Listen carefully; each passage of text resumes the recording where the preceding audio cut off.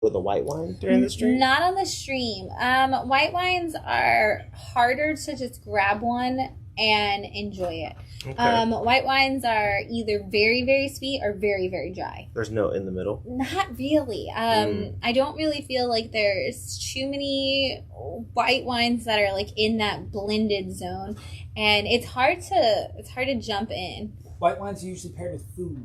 Also true. Yeah, but It's harder to drink by aren't themselves. all wines supposed to be paired with food? Red wine you can drink by itself. Yeah. And white wine has to be chilled usually, and so we'd have to keep it on ice while we were doing the show. Okay. And that's the other reason it would be hard. But, and like the one I like white wine is like when you add like a strawberry to it or something. And I mean, if you want to go champagne, we can have mimosas all day long on the stream. But we can't do mimosas. Because then one of us will be drunk by the end of this. And that's not my goal. well, that's fair. No, we're here to taste the wine. Yes. Not... I like wine enough to sip on it throughout the evening. But if it's mimosas, I'm going to be putting them back. And that's what I like about the red wine, too, is that it is a sipping wine a lot of the time. So it gives us the opportunity to taste it. And I'm glad that you're enjoying this one a little bit more than the others. This is my favorite so far. Nice. Well, we'll see how it goes throughout the thing. We've got people joining us. Hey, Chad, thanks for joining. Ram says he had a dream last Thursday that he was here in Bradenton with all of us. Dude, we will wait expectantly for that moment because that would be amazing. Yes, Ram and I have been conversing about metal. No. He's been giving me all his favorite metal bands of Nice. all the subgenres of metal, so I have a lot of stuff to listen to this week. Yes. Oh, I bet there's going to be some good stuff. And then Nicholas is joining and said, as always, they are streaming us live at Mysterium over in Sarasota. Hey. So once again, shout out to Mysterium. And here is where they are, all their information. They are an escape room just across the street from the movie theater in downtown Sarasota. They've got some really cool escape rooms. Area 941, which is your Alien. You got your Wild Wild West. You've got your Tiki Trouble and Freak Show, which just sounds terrifying for all of you who are afraid of clowns. Go check it out. They've got a nice like bar area when you first come in. I know we're gonna have to do a special segment from there at some point, just as Phil tries to solve the escape room by himself. Nick said you could try it. Really? I believe he said he was willing to. I could do a solo run. Yeah, he said you could try by yourself. I just next time he comes in here, I need to know the best time to come when you're not going to expect a lot of people. Well, I'm sure he can answer you in the comments because he's already here. So yeah, let me know what day and time would be best if there's an possibility that someone's going to be in there for several hours struggling to find the first clue. Yes. Chad says, not terrible, not overbearing, deeper taste, not very sweet, flavored water. Sounds like it'd pair well with a mid-90s mainstream popular title. Yeah. It's very, I like it. And Nick said he'll get in touch with you, Phil. Okay. Y'all can set up your time for your escape room. I'll live stream the whole time that I'm in the escape room, all 6 hours that I'm stuck in that room. Nothing of the room, just Phil's face in a close-up like a Jack Bauer 24. I'll catch like, a GoPro boop, to my face that's just focused on my face. Yeah, we have to put the countdown clock on there so that we can see this. I'm on board. Yeah, he said anytime during a slow weekday would work, so we'll have to figure out some time for that. And since we're talking about things coming up and places to go, don't forget next Sunday we will be out at the Friendly City, not the Friendly City, that was today. We'll be at the Punk Rock Flea Market over at Maskerade, and that is from 12 to 6 next Sunday. I'm super looking forward to it. If you're in Bradenton, that's right, like diagonally across the street. There's going to be like 60 vendors or something insane like that. There's so many, and then a bunch of bands playing all day on the stage. I'm hoping that, I know Keith posted, from Maskerade posted all their stuff, that they were going to have for sale today during the Friendly City Flea, and he posted those beautiful charcuterie boards he makes, so I'm really hoping the charcuterie board will also be available during the Punk Rock Flea. But there's like 7 or 8 food vendors, and they all look incredible, so I have a feeling that I might just be going like truck to truck, like, hey, what do you have? Like a carnival, like just like, I'm going to try this food now. It's going to be like going through Epcot during the Food and Wine Festival. But come on out. There's going to be a lot of cool stuff. we're going to be there. It's going to be fun. I have no idea what I'm going to have, but it's going to be awesome. Also, I noticed Skira posted recently that the Teen Wolf Band is coming back. Yes. Wolfface. Yes, I'm hyped for that one. I'm very excited. This is a band that dresses up like Michael J. Fox. Well, once he's converted into the Wolf in Teen Wolf, and then they rock out, and I cannot wait. It's probably one of my favorite 80s movies. It's going to be fantastic. We're going to have to be there. It's going to be wonderful. Also, just so you know, we are a location where you can pick up the Bradenton magazine. These are free when you come in, and it tells you all kinds of stuff about what's going on in Bradenton. And I'm excited because it helped me figure out where to go get my haircut, because they had an ad for Sheer Rituals, which is where I got my haircut this week. And they talked about how they win the Sarasota, like best of the SRQ for the last couple years, so I'm super excited. Which best of SRQ is going on right now, and for those of you in the Sarasota, Bradenton, Manatee County area, Friendly City Flea is up for some stuff. Kinspoke, which is the mobile florist that runs Friendly City Flea, they're up for a lot of things. Askura is up for like 7 awards, so get in there, all of you, and vote for our amazing friends across the street. Askura's literally got like 7 nominations, maybe even more than that. Get on there if you're in the Bradenton area and vote for Askura for all of those awesome things. Yeah, I'm also going to shout out Emily over at Oxford Barber Shop, giving me this sweet look.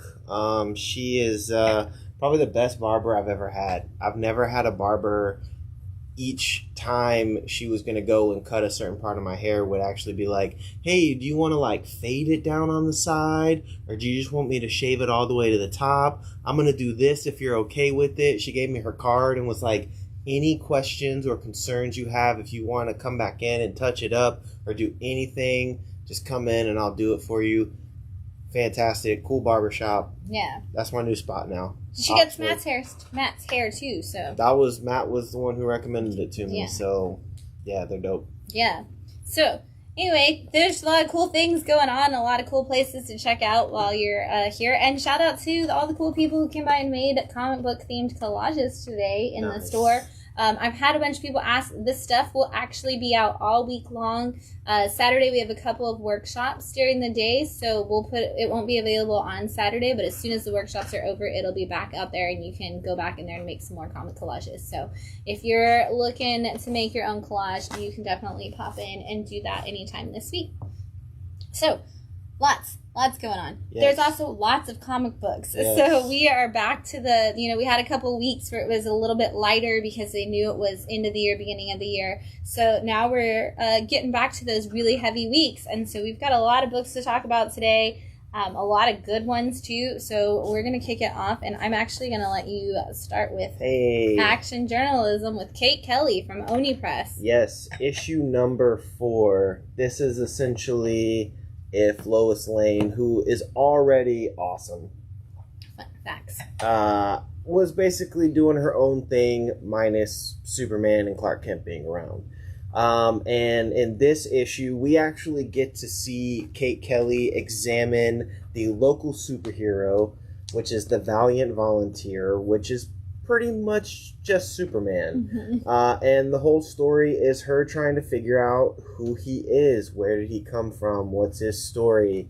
And I really enjoy this because she has a side character in there who you kind of, the whole time, he has that Clark Kent vibe, so you're like, wait, is he the superhero? And it's just really wonderful to kind of see how she goes about trying to figure out who this character is. It's really wonderful. It's funny. It kind of pokes at a lot of your Superman tropes that you would want. And of course, Kate Kelly is just a fantastic character.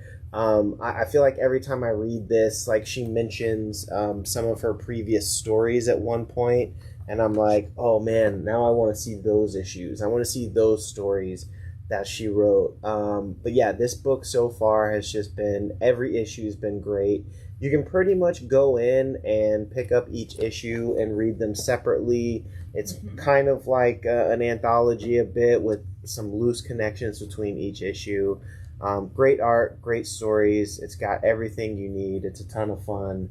And, it's Oni Press, a publisher that we didn't really talk about a whole bunch for a handful of years, is now making that comeback, and this is one of those that just really stands out. Absolutely. Such a fun book. It's one of those that when I stack it underneath all of the heavy books so that I know I have a break where it's just going to be fun. From Boom Studios, issue 2 of Know Your Station is out this week. I feel like with all the delays that we had in comics last year, this is like, hey, by the way, a lot of books are back on schedule, because I feel like issue 1 of this just came out and we're already at issue 2. But this is all about a space station. And just kind of how it works, it kind of reminds me of watching Xenon on the Disney Channel for a minute, because they go through all the different things that they have in the space station and all the different ways that they're there for people. And it specifically follows the woman who is kind of guest relations, essentially, and employee relations. And she talks about how it's her responsibility to make sure all the people who live on the space station are taken care of and are super comfortable. And in issue 1, there is a murder. And she is like, I have no idea how this happened. I don't know. There's no clues, nothing. So they end up bringing a person from what they call soil side, which is Earth, who's an actual detective. And that detective is helping her in issue 1 solve the case. But something happens to the detective. And now she's kind of back in it on her own again. And every time she tries to investigate, things just get worse and worse. And this is not going well for anybody on the space station. And as a reader, you have no more clues than she does. They do a really good job of like blacking out her mind and skipping that. So this is one of those ultimate like what happened between the panel books. And I really can't wait for them to start piecing it together so that I know what's happening, because I still am like, I have no clue who the murderer or anything like that's going on could be. Yeah. Yeah. I read the first issue, and I really like it. I actually just watched a show that's been going on called Avenue 5, and it's very much about a space station and all the things that go on in there. So when I was reading this, I was like, oh, this just makes me want to read more like space station stories. I'm very much in a space kick right now. But yeah, I really like this. I think the writing is great. The characters are being developed well, and fantastic art. Yeah. From Dark Horse, issue 2 of Assassin's Apprentice. This is a story, like it almost starts out like your classic story. Like it's a young boy who we find out is the, son of a prince, and the prince is next in line for the throne, but his whole thing is that he's known for his his chasteness and his good virtues. And so now he has this random son that just shows up from some random woman, and so he abdicates his position in line for the throne, but also doesn't take his son. He's like, somebody else, like my right-hand man can raise this boy. I'm not going to raise him, but also I'll step out of the limelight. And this boy is being raised by basically the lead soldier for this guy. And we find out that this boy might have some special powers. He kind of seems to have the ability to talk to a stray dog that he finds. And the two of them bond instantly. And so this whole issue is kind of him just going on adventures with the dog. And further developing if he feels scared, the dogs feel scared, like they can kind of feel each other's pain and talk about it. Really cool way to do it. The way they show that magic happening between them is really, really cool. But it is not a happy book in any capacity. So if you're somebody who doesn't like when books get sad really fast, maybe hold off and see how this one ends before you jump in, because it's a little intense really fast. But otherwise, it's really good. I mean, it's Dark Horse. Yeah. It's going to be a nice hardcover at some point. It's true. Why don't you go with Revolvers? Issue 3 is out from Image, Top Cow. Yes, this is one of the Top Cow books. We are seeing Top Cow in its 30-year anniversary. Been putting out some titles. And this is the story of a cop who in his last day tries to solve a murder, and things go horribly wrong, and now he is in hell trying to save his wife and potentially others. Yes. There's some lives that he needs to save, and of course he has this really cool, awesome, magical gun. And so in this issue, we are introduced to... I don't want to give it away, but you're introduced to another character who is now thrown into the mix of this, another character that he has to end up saving. And you get a little bit of a backstory. This dives into the death of another character and how he is now tying that character into the story. I don't want to give too much away because I feel like as things unfold, that's what really sucks you in, is the more you kind of dive down this rabbit hole, you're like, okay, this is just becoming even better as each issue goes on, and I love the characters that they bring in and how they're kind of tying everything together.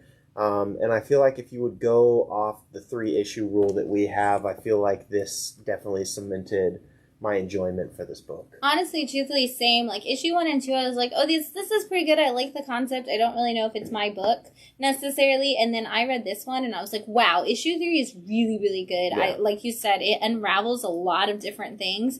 And it also fills in all those missing pieces from issue 1 and 2 where you were like, oh, the story, like, maybe seems to be missing some elements that I want. This issue went in and pasted all of that together in a way that was like, oh, you had a plan the whole time. I'm sorry I doubted you. This is really, really good. Where are we going now? Like, I'm on your journey. Let's do this. And issue 3 definitely sold this book for me, for sure. Yeah, this is a cool, like, murder mystery mixed in with hell. If you like Hell Cop, we talked very highly of Hell Cop when that book was coming out. I feel like this is kind of in that same vein. Hell Cop and Heavy mixed together, you get this book. Yeah. And it's only 3 issues in, so, you know, you have time to catch up, and it's great. I even really enjoy the art as well. Yeah, the art works really well for the story. Yeah, it does. Issue 4 of Dead Kingdom is out this week from Red 5 Comics. This is one of our ongoing zombie stories that we have right now, but this one takes place in the Middle Ages. So it follows kind of the one who's supposed to be the best knight, the one who always does the right thing, who's kind of making the right choices, which we saw a lot of his backstory in the last issue. But he went off to help a bunch of the soldiers with a big problem that was happening on one of the war fronts, and of course that was the start of a zombie apocalypse. But he had to leave behind the love of his life in the process, and now that he sees that it's all these zombies and things coming after them, which of course they don't know the word zombie, but as they're doing that, he's just trying to figure out where the love of his life might have gone to. Like, did she become a zombie and move with the horde? Is she safe somewhere? He doesn't know, so he's kind of banded together all these people to help him. And now they realize that there's more to life than just looking for this one person. And so in this issue, they kind of start realizing that if they're ever going to have anything other than just scurrying away from zombies, they're going to have to start actually trying to do something to stop this zombie problem. Really cool way to see it. You never see a lot of zombies in the old, medieval times where they don't have the ability to communicate. So it's kind of cool because every time they arrive to the next place, it's like one person survived and is like, you missed it. So it's a really interesting take on the zombie apocalypse tale. And it's Red 5, so it's a good story. Yeah. Only 1 issue left. Only 1 issue left. I am so nervous because we have not accomplished anything. So I'm like, where is this going? Is everybody going to die in the end? Because that's the only thing that you can do to wrap up everything in 1 issue. So we'll see how it plays out. From Image Comics, we have issue 5 of The Least We Can Do. Ooh. Yeah, it's Yolanda Sandafino. Oh my god, I can never say. I'm sorry, Yolanda. I know I butcher your name every time. But as a creative team that I love from all of their many books that they've done with Image and Black Mask at this point, Alice in Wonderland is one of my favorites. But Least We Can Do is kind of your Harry Potter-esque style story, because this is about a world where, much like a Steven Universe kind of thing, you have these gemstones, and each person that has a gemstone has this power within it. And we have a main character who's gone to the rebels and is trying to train with them to fight back against the evil people who are using these gemstones for their personal gain. And she's kind of more of a bookish person. It's like if Hermione Granger was the main character of the Harry Potter saga instead of Harry Potter, and they're like, you have to learn to actually battle. And she's like, what if everybody stopped fighting and we just read books instead? And so it's been a really cool thing to see this character kind of morph into somebody who understands the value of both sides, but also that this story is still going to put so much emphasis on what you can learn from books and how you can use them, and how you can build your team around people who have strengths in everything. And in this issue, she has to go on a secret undercover mission, And she's connected to the undercover place that she has to go in a way that we haven't really talked too much about externally, but as a reader, you're kind of piecing together. So the whole time, the tension in this issue is incredibly high, and you're just like, oh my God, is something going to happen? Is something going to happen? And it keeps that cliffhanger energy going on every single page, and it's fantastic. If you like those kinds of stories, and really feeling like a young adult more than the high fantasy or adult fantasy, this really does kind of feel in that young adult fantasy kind of realm. This is going to be a good one for you. Wait, does this mean this is the final issue or the next one? Oh, the next one. The next one. Next issue. Mm-hmm. Okay. I don't want to talk about books ending. The amount of books that are ending on their next issues that I love is well, she usually only does like 5 or 6 issues. She does 5 or 6 issues. So, and every time she gets to an ending, I'm like, I want more. Like, this was so good. I want to have more of your stories. And then immediately after, some new story starts that's just as equally as amazing. So, up next, also from Image Comics, we have issue 9 of Little Monsters. And I mostly brought this because it is so far in. I normally wouldn't make you talk about it still, but I did want to bring it up because we are in that second volume of Little Monsters now, and the story has kind of changed a little bit. Volume 1 was, we've got this group of children who are living in kind of a post-apocalyptic world, and they just happen to be vampires, and they see their first human for the first time. We end up in volume 1 with that human kind of trapped by some of the vampires who want to eat it versus some of the vampires who want to protect the human. And that's given us now this second volume where we are actually going back in time and seeing how each of them became a vampire and learning the connecting pieces of all the different characters. And so while the story is still moving forward very slowly, in the main timeline, we are getting these backstories for each of the kids that are vampires now. And so it's super cool to see how each of them got to where they are and what it means for them and their connection and even their connection with the idea of eating humans. It's really cool. Of course, it's Chef Lemire who's like, hey, instead of just telling you a vampire story, here's a story about some kids and how they all need to learn to rely on each other and the choices we make mattering. Fantastic story. There is a volume 1 trade already out, so if you didn't get to jump in, you can actually get that trade paperback and get started on it now and then catch up with this new one. And Dustin to win on art. I know, which is fantastic. Let's just go with this because it's next on my stack. We've got issue 4 of Maskerade. Now, Maskerade is a weird one because what I thought it was going to be in issue 1 has not been really what this book was about. This is Dark Horse. It's off the Kevin Smith Secret Stash Comics imprint. And this is the story of a girl who's kind of an influencer by day is what we see.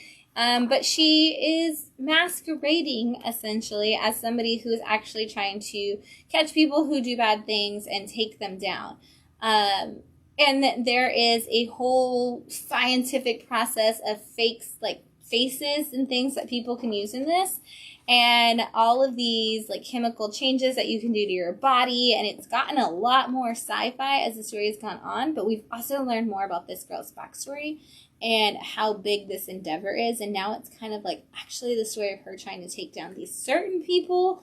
And we're kind of learning who each of those people are as the case goes on and kind of a little bit more about her. But honestly, she's still really clouded in mystery for us. So it makes this story continue to stay fresh because you're constantly like, wait, am I on her side or am I not on her side? She kind of seems like a good guy, but she also suddenly turns into something else. And in this issue, we see her as one of the coolest people. And then she has this flip where suddenly she just is really aggressive and really strange, but they don't tell you anything about it. And so we still don't really know what her deal is and why she is affected the way she is, but we're getting little hints of people around the situation of maybe some things are starting to chemically change her, and so who knows where this is going. This could go in any direction at this point, and I kind of can't wait to see what happens. Yeah, this was one that I read the first issue and then I stopped after that because I got to make sure that Kevin Smith is going to finish it. Fair. Before I pick it up, because anytime I've read his books and he doesn't finish them, it's very devastating and it hurts my feelings and I'm very let down. So, and then he writes letters to Kevin Smith over and over again. You know what? I actually, if you go to my personal Instagram page and you click on the DMs, there is like so many unanswered DMs that I've sent Kevin Smith over the years. It's just every little bits and pieces of things that I've just said to him, and I don't even think he's ever seen one of them. Probably not. He probably doesn't have his DMs even on. Probably not. He's probably turned them off. But, I hope one day I'll get a response from him. One day he'll turn them on and we'll be flooded with messages from you, and he'll be like, this is the one I'm going to check. It won't even... I assume he gets so many because of how rabid his fan base is. Yeah. So, it wouldn't be me that he would answer. Well, here's hoping. We're going to switch back to Image with issue 2 of All Against All. And you got to read both 1 and 2 at the same time. Yes. So tell everybody about this one. So, I'm going to do my best to tell this story because it is a lot. So, there are... wait, hold on. I forget what they're called. Okay, the Operators. Are this alien race who are in a war with another alien race. And so one thing that they're trying to do is find bodies that they can use to harvest to make better bodies to go to war. And so they have a team of scientists who are basically studying animals on Earth and trying to figure out which of the best predators that they can use as husks for their bodies to go to war, because their bodies are pretty much decaying and they're obsolete and out of date.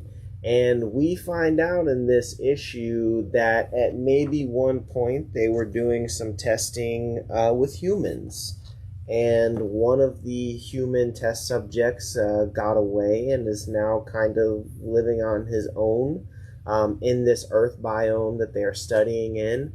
And this issue picks up right where the first issue left off, which is a few of the scouts of the military for this alien race went into the biome and they went missing.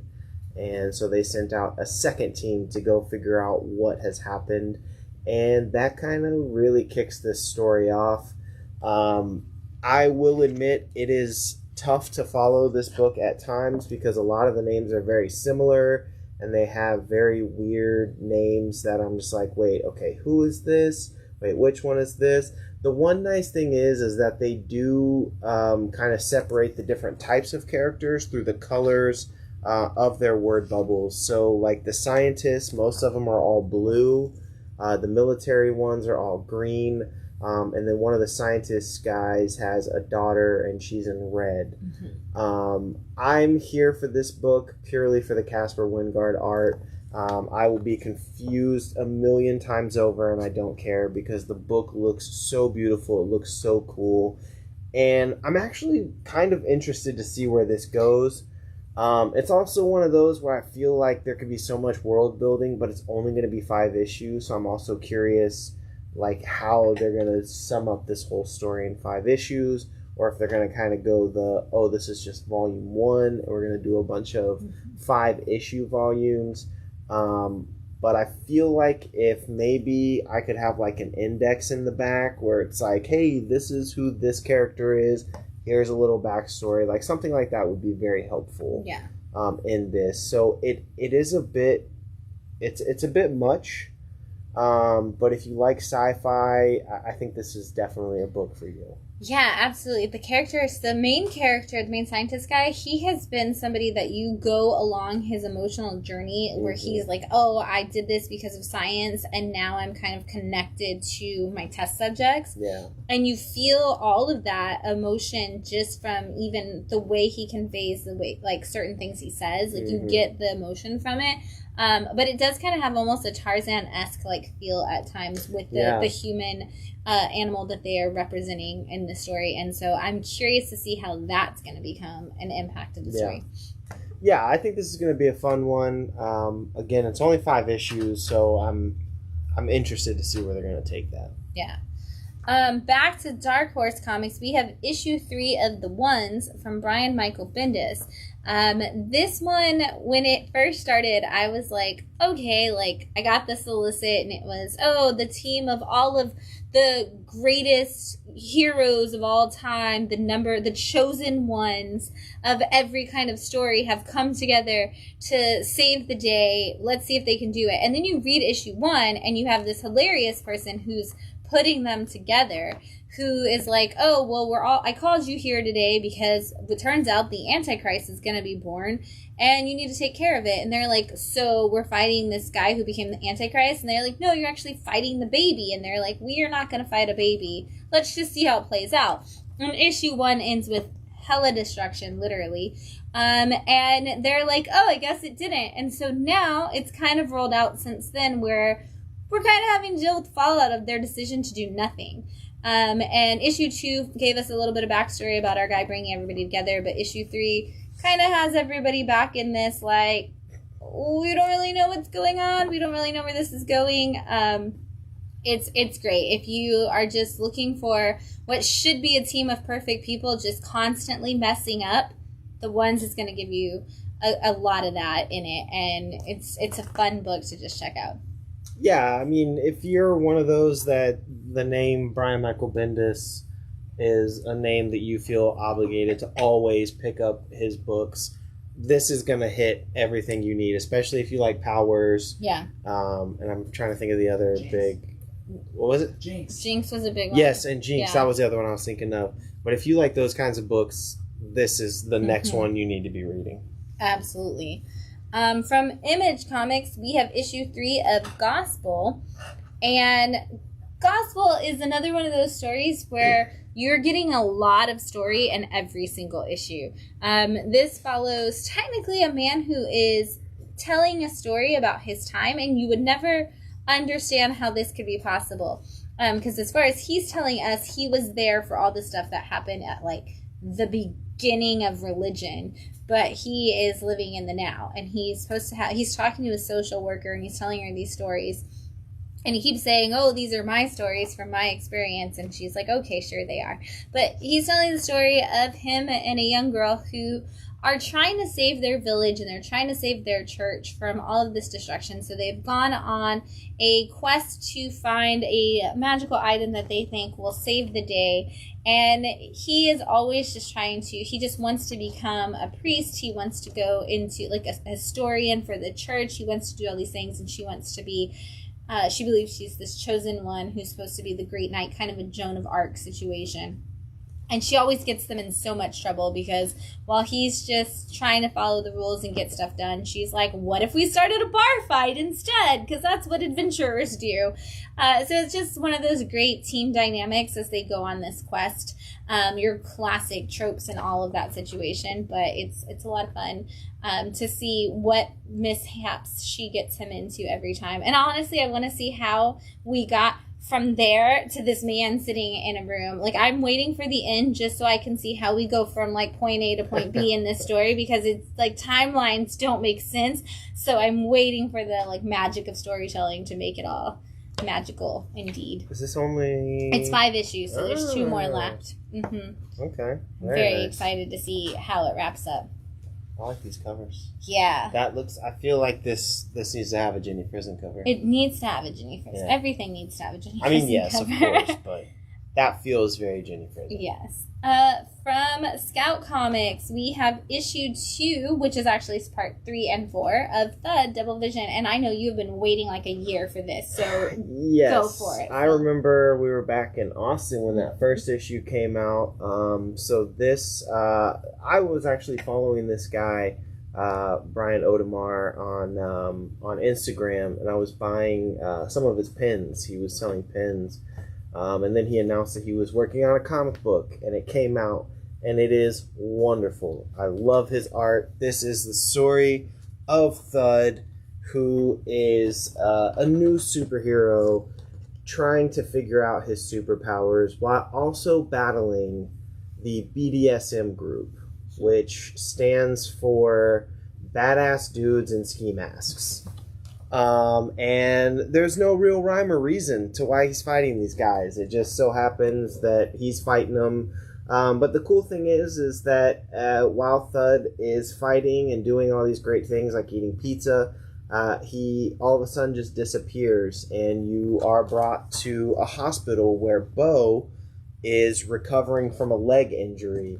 And you're starting to, at first there's this belief and kind of idea through what's going on is that maybe Bo and Thud are one and the same, and maybe Thud's a dream sequence. It gets very Grant Morrison in the way that this story is being told.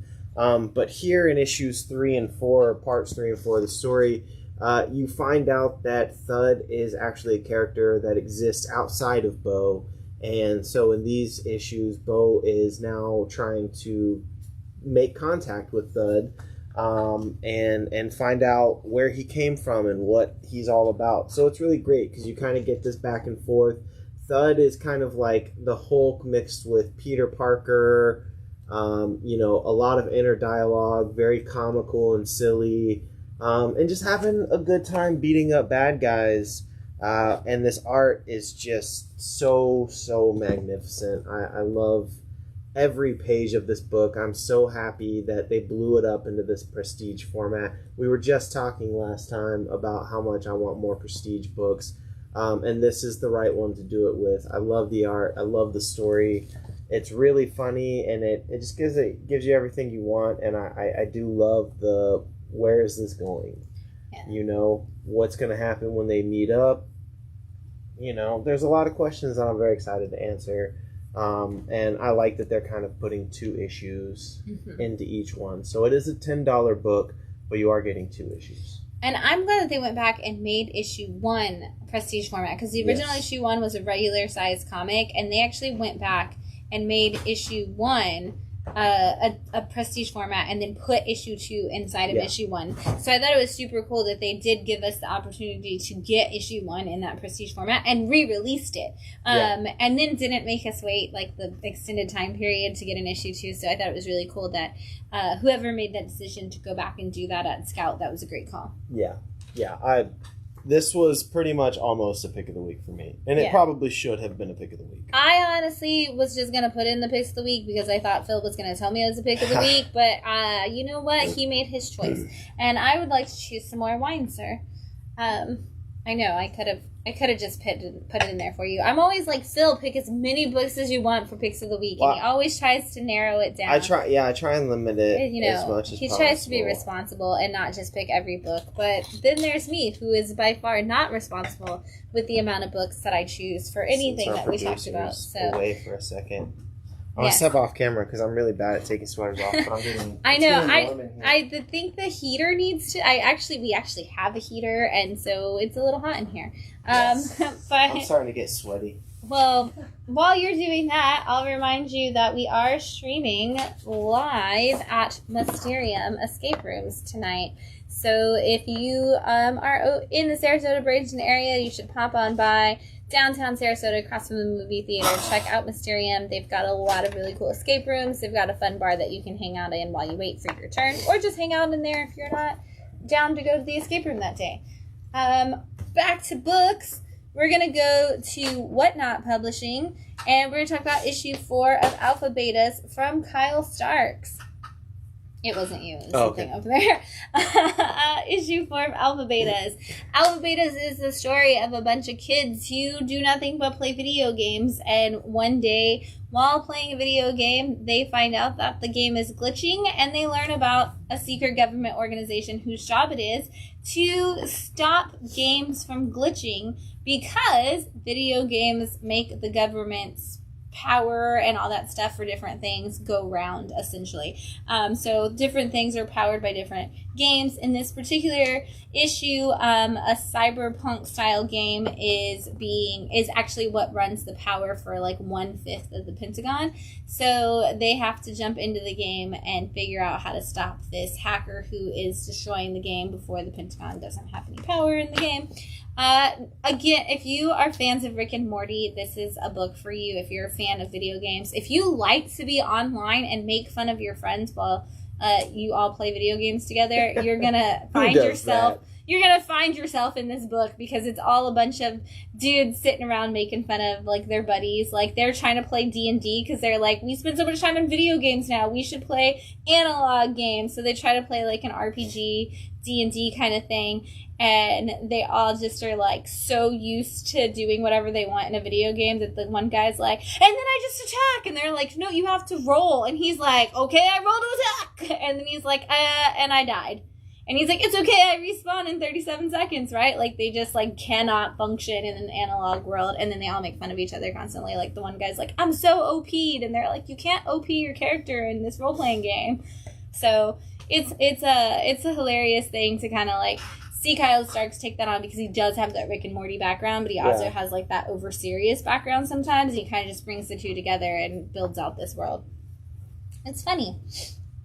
Yeah, I was, I mean, obviously I'm more intrigued by the fact that Whatnot is publishing now. Yeah. I know they're 4 issues in, but I'm like... They have like 3 or 4 books, too. Did you need some wine, sir? Okay. Up next from Boom Studios, we have issue 3 of Specs, which I love to call one of my dream teams making a comic book. This is the writer of Kanto with the incredible, wonderful Chris Sheehan on art. And this is the story of 2 boys who feel like their life in their small town kind of sucks, and they wish that they could change things. So much so that one day, out of nowhere, a pair of glasses arrives that's supposed to grant your wishes. You know, the kind of thing you saw on the back of your comics in the 80s that are like, grab these, like, wish-o-spec kind of things. So X-ray vision. Yeah, one of those. So they show up, and they're like, hey, let's start making wishes. And their first wish is to get rid of this bully who's been picking on them. Well, wishes don't necessarily ever work the way you want them to, and they've ended up in a major monkey's paw kind of situation where every time they make a wish, thinking they're going to save the day, they actually make things even worse. This story is fantastic. In this issue, we get a little background on the glasses, a little origin story for them and some other people that it's affected before. I love this book. David is a phenomenal writer, so he's got great storytelling, but Chris loves to add little things constantly that mean things into their art, and the way that Chris plays with the art in this story, you have to pay attention to every detail. Like, this is one of those where you have to look at the book. I think coming up there, I don't think it's in this issue, it might be in the next one, but I saw Chris post that there's like a Sheehan Boer intersection on the streets in one of the stories. So there's always fun Easter eggs in anything Chris does, but there's also extensive details that really fit into things. So read it and then pour over the art while you're reading it, because you're getting both things are phenomenal in this book. Yeah, I love the packaging on this too. The covers and everything, fantastic. Yeah. And like you said, I mean, phenomenal creative team. You know, every once in a while when you see a creative team come together, you kind of hope that eventually they become like, hey, let's do this permanently. Yeah. Like each year, let's try and get one book together. Yeah, and honestly, like, either way, like, whether it was, you know, Chris and David Boer or Chris and Daniel Kraus from the Autumnal, like, you know, if Chris just bounced back and forth, I'd be fine. Like, it'd be great. Yeah. And yes, I do have issue 1 of Alpha Betas, Nick, so I will pull that aside for you.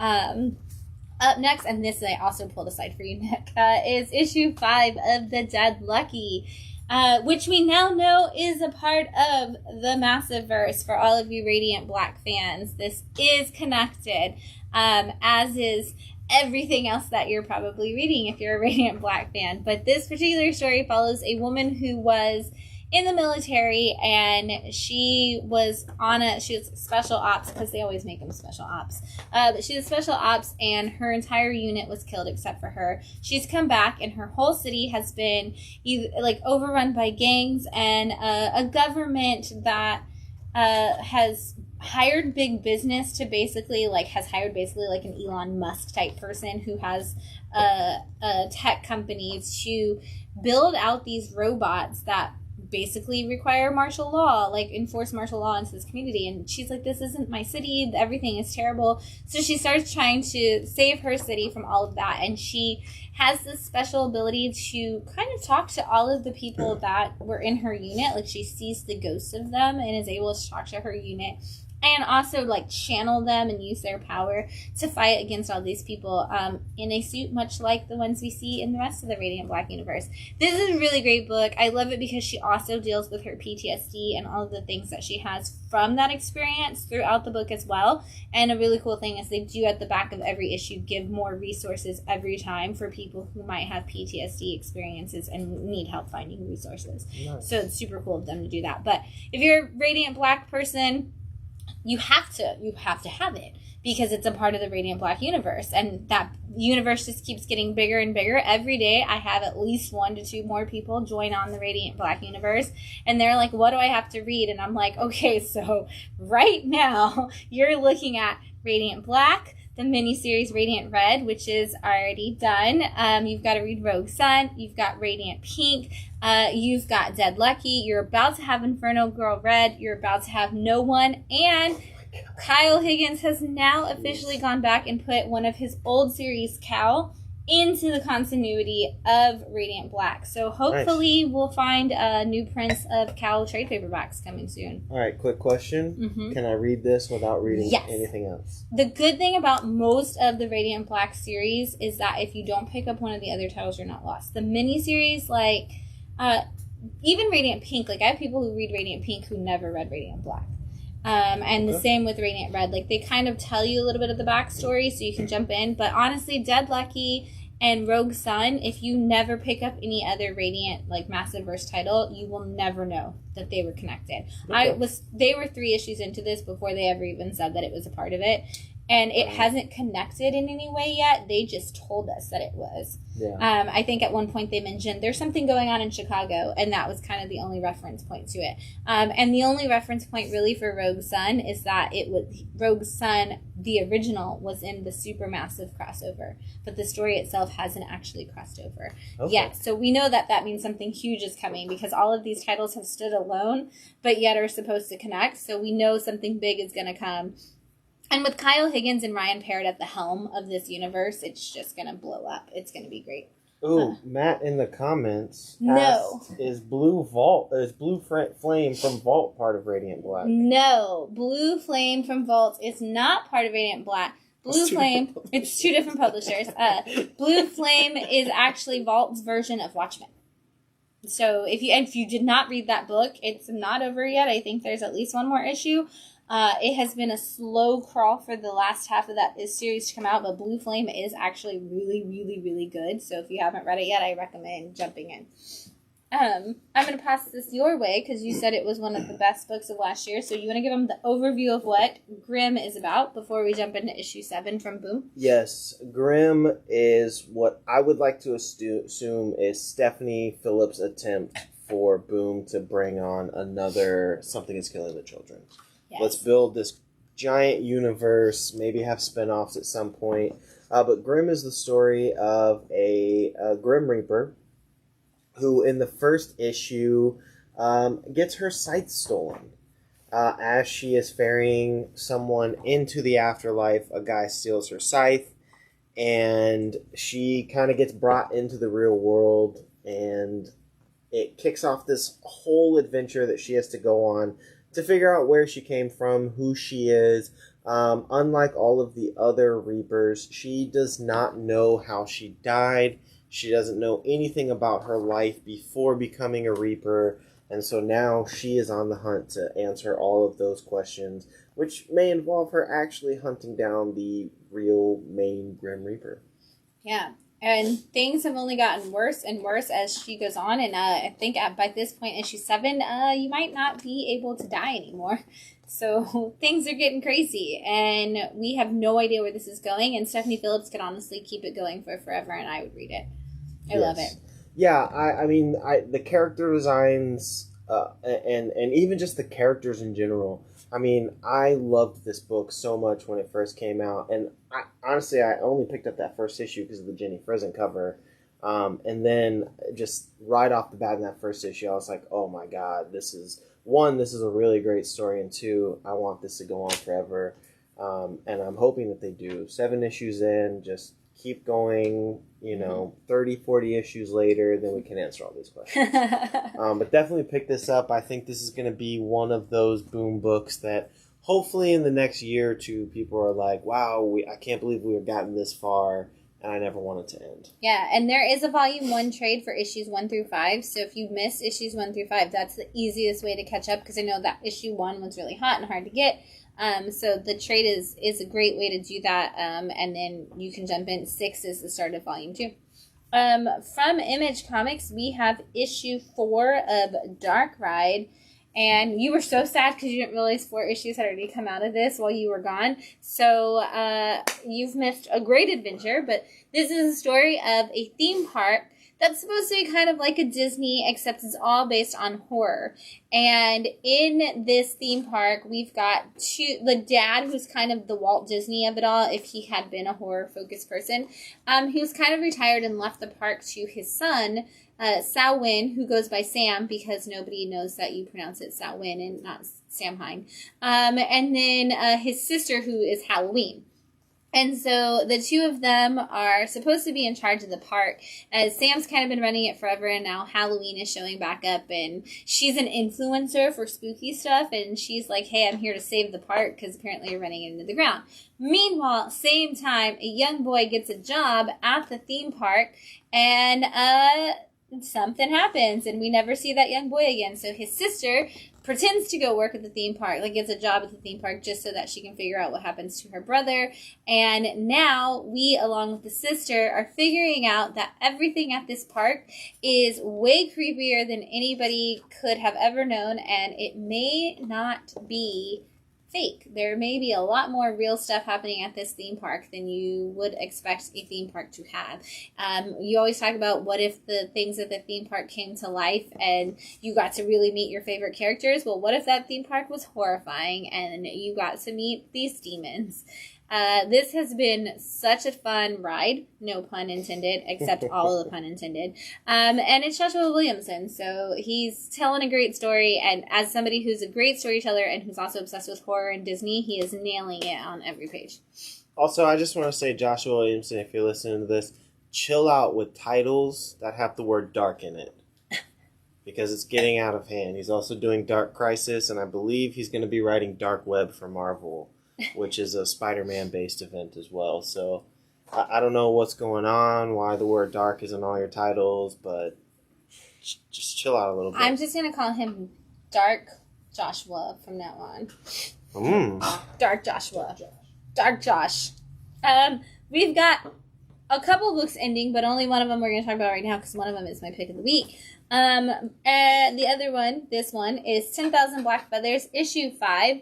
From Image Comics, and specifically from that Bone Orchard mythos.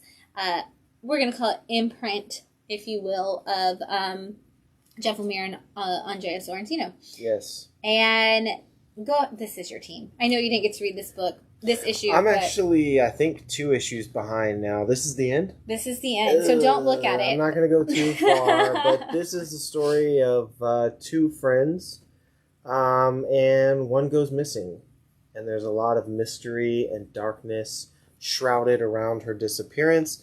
So the other friend returns to this town to figure out what exactly happened. And of course, you are going to go down a dark rabbit hole.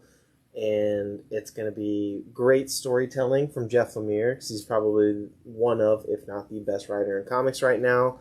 And you're going to get that paired with this crazy art. Andrea Sorrentino definitely loves to play with page layouts and the way he likes to move panels in all different sorts of ways. And from I read the first 3 issues of this, and I want the Bone Orchard mythos to go on forever and ever and just keep going. And there is a page that has really cool paneling, but I don't want you to look, so I'm like, where is that? Oh, here you go. Don't look, Phil. We're going to put it on this side. This paneling was so cool, and I was like, oh man, this is awesome, but also I hope Phil's gonna catch up soon, because I need him to look at this page and be excited with me. But this is just Sorrentino doing exactly what it does. If you're a fan of Gideon Falls and you're not reading the different things from the Bone Orchard Mythos world, you're missing out, because this is that same team doing what they did in Gideon Falls all over again. All the stuff in the Bone Orchard Mythos is interconnected, but kind of like we were talking about with Radiant Black, if you don't read the different pieces, you're not going to be lost. It started with the Passageway hardcover graphic novel. It went to this, which was a 5-part series, and now we're going to bounce to something else. This is supposed to be kind of going back and forth from them for a while of graphic novels and different miniseries, and I think we are going to get one 12-part series in there, but most of them are going to be 5 to 6-part series or graphic novels. So it's a cool way to do an imprint and play with the universe that's kind of interconnected, but also kind of standalone. Also, if you have not read Gideon Falls, I don't want to say it's one of my all-time favorite comics, but in terms of modern comics, it's like a top 5 for me. I love that series. It's 27 issues. I'm not even a horror fan. Right, you're not. That's true. And that book blew me away. Obviously, Sorrentino's art was a big push for that, but yeah, I love that series so much. All right. It's a good series. We have the image first. If you just want to try the first issue of Gideon Falls for $1, we have those in stock, so you can come check it out and see if it's for you. Or if you want to come hang out at my house, I have the hardcovers. Well, I have 2 of the hardcovers. I think I have your other one still in the box. Issue 1. We're at our issue 1s now. This is issue 1 of Maeve, Rising Warrior from Red 5 Comics. I'm not going to tell you the name of any other character in this book because this is all based in Celtic mythology. Name one character. Maeve. Other than Maeve. I already, there's so many awesome, incredible Celtic names. This is all, actually I can name another one because it has Morrigan in it. But this is based in classic Celtic mythology. Maeve is actually known, she was a queen of Ireland. She's also a goddess in Celtic culture. So this is based on a real person. And also somebody who's been, idolatrized, I guess I should say, into a goddess. But Maeve, this is her origin story. She is a young girl. She's a teenager, essentially, in this. And this is kind of your young adult coming-of-age story for her.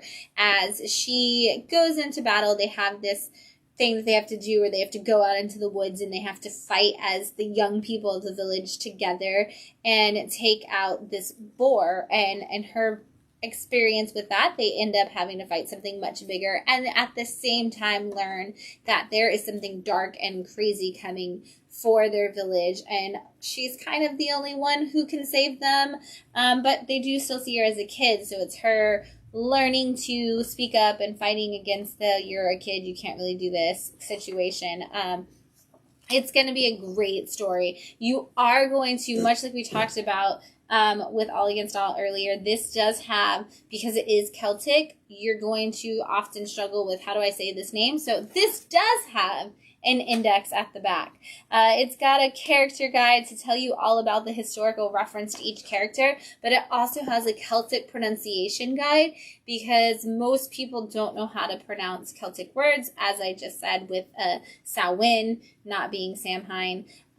Samhain is spelled completely different than how it's said, and it also takes place in this book, so they do actually have how to say it in there for those of you who are wondering. But I love that it has the Celtic pronunciation guide because I always struggle with that. I know my name is Shannon, and I should know how to say all of these things, but it's great because you do get that as you're going into the reading. So I recommend starting at the pronunciation guide and then jumping into the story so you don't feel lost and struggling with the words, because I know that kind of trips people up to where they necessarily are like, oh, I don't know if I want to do the story. And the thing is, then you're missing a really good story if you stop because you don't know how to say the names. So get your pronunciation guide, learn how to say all the names, and then jump in because this story is a lot of fun.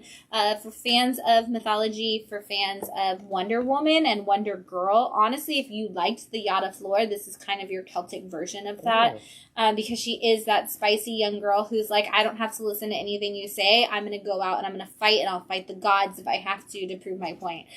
So this is great. give this one to young girls for sure, because this is going to be a good hero for them too. I'm getting Xena vibes. Oh, you definitely will get a lot of that too. Xena. Yeah, and the same thing. It's mythology based, except actually a character from mythology, unlike Xena, who is not actually a mythological character. Really? I don't think Xena was. Hercules was, and Hercules. Because she came out of Hercules. Yeah, but I think she was made up for the show. I never studied Xena in any of my mythology studies. And she's not in a Rick Riordan book, so she's probably not really from Greek mythology. That's a bummer. But Lucy Lawless is, don't worry. Well, yes. Yeah. She is actually a goddess from mythology. And please don't be confused by that, children. It's true. No.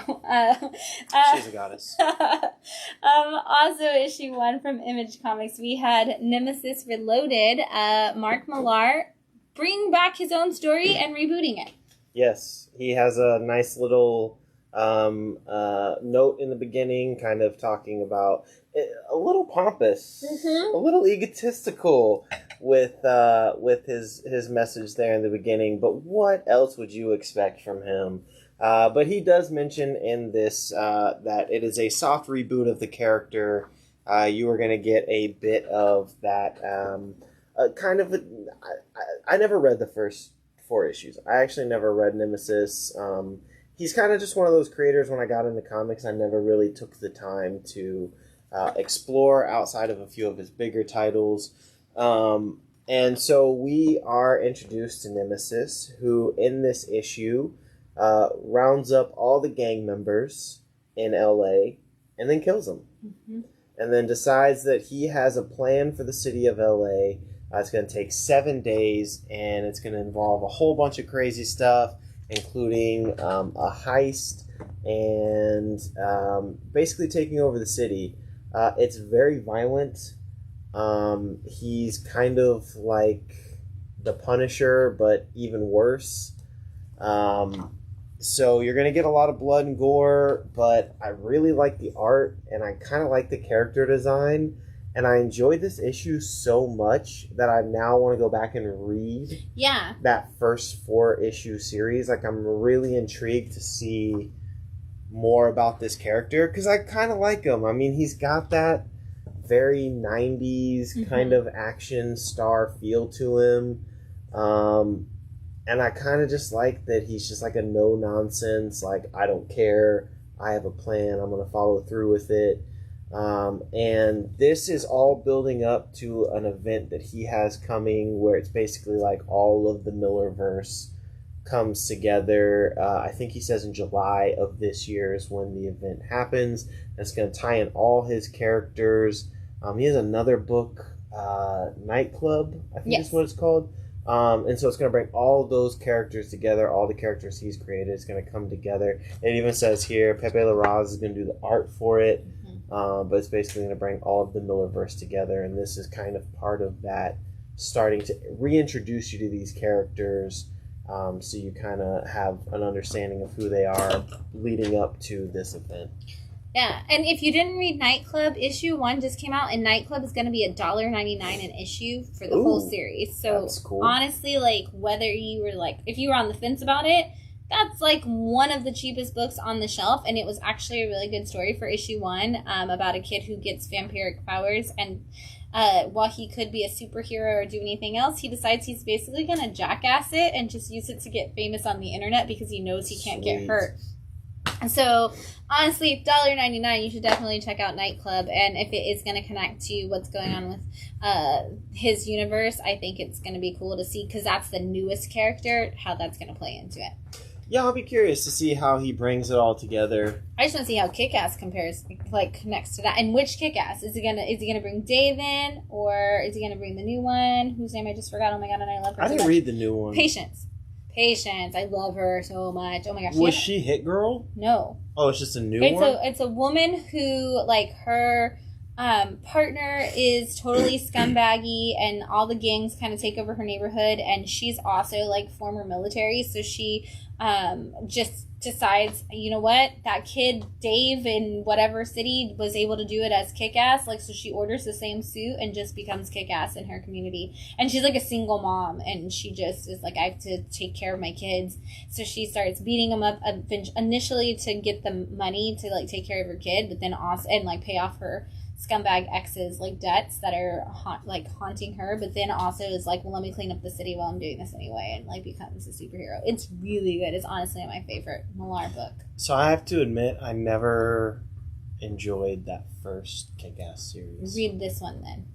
Okay, I'll give it a try. Because you like Flawed, and I feel like Flawed is a coming out of that, honestly. Okay. When it kind of feels like they saw that idea and were like, let's take it a little bit further. Yeah. Okay.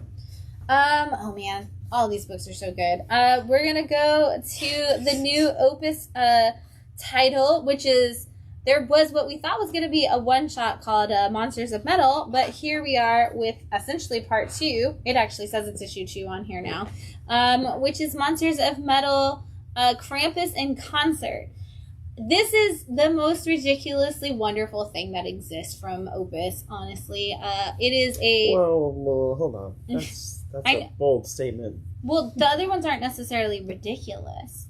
That's true. This is ridiculously wonderful. Fair. That's fair. This is all of your Universal monsters have, and Medusa, have a rock band together. You've got the Wolfman, you've got Frankenstein's monster, you've got the Bride of Frankenstein, and you got Medusa.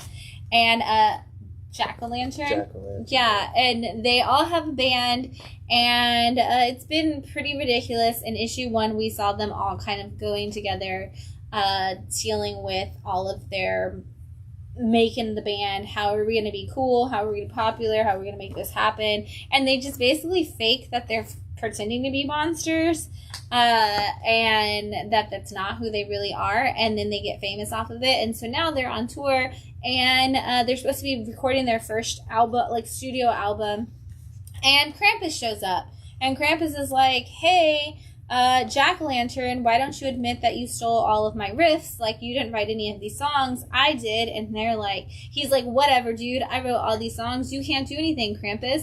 And Krampus is like, if you don't admit it, I'm gonna curse you. And Jack doesn't admit it, so while they go into the studio to record their album, they are hit with a bunch of curses from Krampus. And it just gets more and more ridiculous as it goes on, and I can't help but love it at the same time. Yeah, this was one that I really enjoyed. I like one of the things that they do. It's a very small thing, but it really made this book like to that next level. They're doing one of those like rockumentaries where it's like the talking heads as the thing is going on, where like each time a curse happens, it's like each one of them kind of says their little bits and pieces about what's going on. Yeah, it's a really fun book. I love all the little like references to metal. Like someone gets called like a dollar bin Randy Rhoads at one point, which I thought was really funny. So yeah, if you're a fan of metal music and you like Universal Monsters and Krampus, like it's such a great book. I love Krampus in this. He cracks me up. He was amazing this time. And one of my favorite things is always in this story has been the dynamic between the bride and Frankenstein, because he's like, we're supposed to be married. Like, Dad made you for me. And she's like, the fact that you're calling him Dad when you talk to me is why I will never date you. That's super weird. Like, we're essentially brother and sister. Yeah. And he's like, no, you're made for me. And she's like, well, no, that's gross. Like, dude, I literally have some of your body parts. Like, this is disgusting. Stop talking to me. And it's just hilarious. I love this book so much. And there's going to be more. So yeah, jump in now, because I will have to hunt down an issue 1 for you. But if you are interested in Monsters of Metal, we will have to look and see, because issue 1 was such a hot seller. Up next, we have issue 1 of Final Gamble, which is from Band of Bards. So before we jump into it, the last couple times we've mentioned Band of Bards who did Prospects, I've said, hey, this is a publisher who has a slogan of comics doing good. I want to know about them. So I looked it up. before we go too far. And Band of Bards is a publishing company. It was formed by two guys, and their whole thing is that they basically want to use the power they have as people who can start a publishing company to give a voice to people who aren't getting heard otherwise. And so they are trying to really give a platform to people of color and LGBTQ creators who aren't getting heard anywhere else. And kind of give them a chance to tell their stories. And so that the whole publishing company is about that. Plus, if you buy any merchandise from their site, they donate to charity for every piece of merchandise that people buy. So, Band of Bards, that's who they are. This is their other new title, which is Final Gamble. And this is issue 1. And I was really excited about this because this is another one of those books where I went in and I was like, I have no idea why I ordered this. I can't remember what it's about. And then I read it, and I was like, oh, this is really cool, because it's a woman who is hosting a poker tournament, and everybody that comes into the table seems to lose to her, and she calls the last 2 people of the tournament in at the same time, and gives them the chance to play together. One of the guys is a gambling addict who is all in on all poker games all the time, and the other one is never played poker before, but he's trying to save his family. And she kind of makes them rely on each other and doesn't really necessarily go really well for either one of them. And where that leads is completely different than where I thought it was going to go by far. Yeah, I didn't really know what to expect with this. I was kind of uncertain. But one thing is I was really sucked in immediately by the characters. One of these characters, the gambling addict who's trying to pay off his debt, he reminds me of an anime character, and I was immediately like, I support this guy wherever he goes. And there was kind of, let me see if I can find one of the panels. Yeah, there's like these weird, almost like dream sequence pages that are kind of strewn throughout this first issue.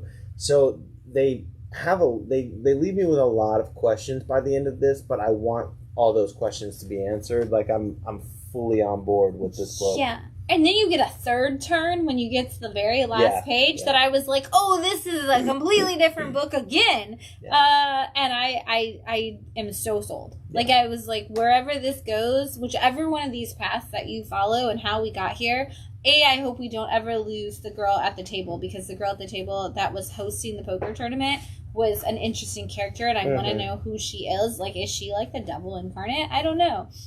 But I want to know everything about all of these characters, and I'm rooting for these two guys. Yeah. And I especially the one guy who's like not even into poker, but he's just trying to save his family, and he knows he like needs help, and now he's kind of screwed. Like, I just want to see if these characters, both the likable and unlikable, like, do they make it out of here?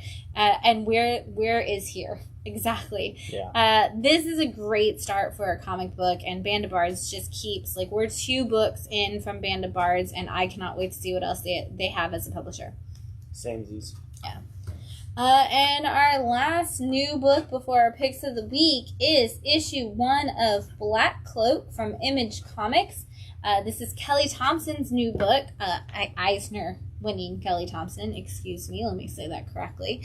And this is, we talked about this earlier, this is perfect for fans of Saga, because you do get this massive character-driven fantasy world with almost very similar to Fiona Staples style art. So this is going to open up very instantly for you Saga fans, and why don't you tell them what it's about, Phil? So this is your murder mystery. In the first issue, someone of the royal family, the heir to the throne, is murdered, and you have your detective duos who is going out there to figure out who did it. The great thing is, though, is that this main character, the main detective, has some ties and a bit of a history with the royal family. And this is a world where detectives and cops are referred to as black cloaks. That's where the title comes from. And they are kind of very shunned and viewed negatively in society. And it's crazy because this is an oversized first issue. They pack a lot of stuff in here. This is a world where elves and mermaids exist. And they do a lot of world building in this first issue.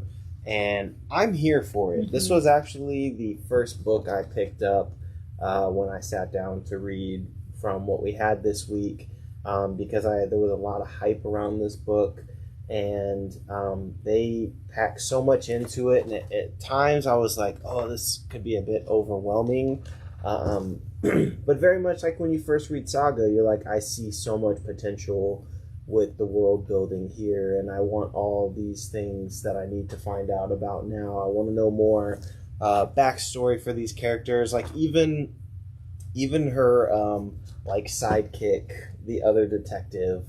Like, he's kind of like the quirky, dorky side detective, but like even him, I want to know more about him and everything that's going on. And yeah, there's great art, great storytelling, and a good cast of really great characters. This is an excellent cast of characters, and it is one of those where the world built so fast, and yet kind of like we talk about with Wind, I felt like I knew about the world already. Like, they did such a good job of building it that I didn't feel unfamiliar with it. It wasn't like, oh, you gave me too much too fast. I was like, oh yeah, I've been there. Like, I already know where we are. Yeah, sure. Yeah. When that happens, totally same. And I love that about it. And I love that we got these. It is character driven. So much like Saga, where you are in a completely different universe, and it's a lot, so much, so fast. You are just focusing on these two characters and their connection with like maybe 3 or 4 other people at a time. And so it is so close knit to this one character that it doesn't feel like too much, and yet the world is so exponentially big around them that you are able to see growth from the story. It's fantastic. Yeah, I'm here for this book. It's funny, and everything about it is just something that I want in a comic book, and I'm excited to see where this goes. And I kind of hope that this is one of those like long running series where they just keep building. And I even at this point wouldn't mind seeing like mini series. Yeah. Like there's a little bit with mermaids in here, and just like the little bit of conversations they were having about how mermaids exist in this world, and the fascination with some of the characters with mermaids. Where I'm like, now I kind of want a mini series about the mermaids. About the mermaids, yeah. There's a lot here. So this is one of those where it's like, build this world, go crazy, build outwards, upwards, downwards, just go nuts. Diagonally, whatever direction you want to go. Kelly, we're here for it. Build that Black Cloak universe, and I'll read all of it. Marco says, hey Marco, Marco, you made our top everything of 2022. But Pentagram of Horror was in our top books of 2022, and you were obviously on our top artists of 2022. So we cannot wait to see if there. We know you said there'd be more Pentagram of Horror, maybe, and we all can't wait. We're freaking out. I'm not gonna lie. Yes, I mean all the everything, Marco. I just need more. And I need it now. I almost feel like I may have to go back and reread all of Pentagram of Horror for like the 3rd time. I know. Just to get that fix. We had a customer in today who collects old EC horror and things like that, and was like, do you feel like there's anything like that on the shelf now? And Matt immediately ran to Pentagram of Horror and was like, have you seen Marco Fontanelli's art? This is our modern EC horror artist right here. Definitely. Like, here it is. He's here for you to create this incredible stuff. So thanks for watching, Marco, and thanks for being extraordinarily talented and giving us incredible books. Yes. So I look forward to what you bring us in 2023. I know it's going to be a great year. We've got some picks of the week, and the first one up, I feel like I'm rubbing it in now because you fell so far behind, and I put it in my pick of the week. But from Scout Comics, we have issue 4 of The Life and Death of the Brave Captain Swab. This is the story of a man who is homeless and who believes himself to be a superhero. And another kid shows up on the street. He seems like he might be like in his 20s, maybe early 30s. And he shows up as a junkie on the street, and he ends up getting connected with Captain Swab. And Captain Swab calls him Junior and takes him in as his sidekick. And in Captain Swab's mind, everything looks like a comic book. and he is constantly having these epic battles. And in this particular one, we actually get the backstory of Junior. We get to see how he ended up on the street, what decision he made, the decisions he made. We see his backstory working as a nurse and how it leads to them believing necessarily not that he's doing drugs, but we see a lot of that and how it comes to play into it, and the choices he makes for his family and kind of how he leads to that. But at the same time, we see how much he already cares about Captain Swab and how much he wants to save him.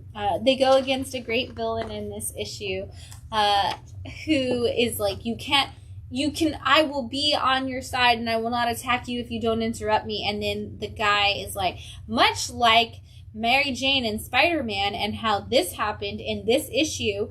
And Captain Suave immediately interrupts and goes, hold up a second, that didn't happen in that issue, that happened in this issue. And then they end up, literally their fight becomes them fighting over what issues Spider-Man and Mary Jane got together in versus like when they broke up and all this stuff. And so they just end up like having 3 pages of this book be an argument between two people who one thinks he's a superhero and the other thinks he's a supervillain, fighting about issues of Spider-Man, which is great because the cover is, of course, an homage to Spider-Man cover.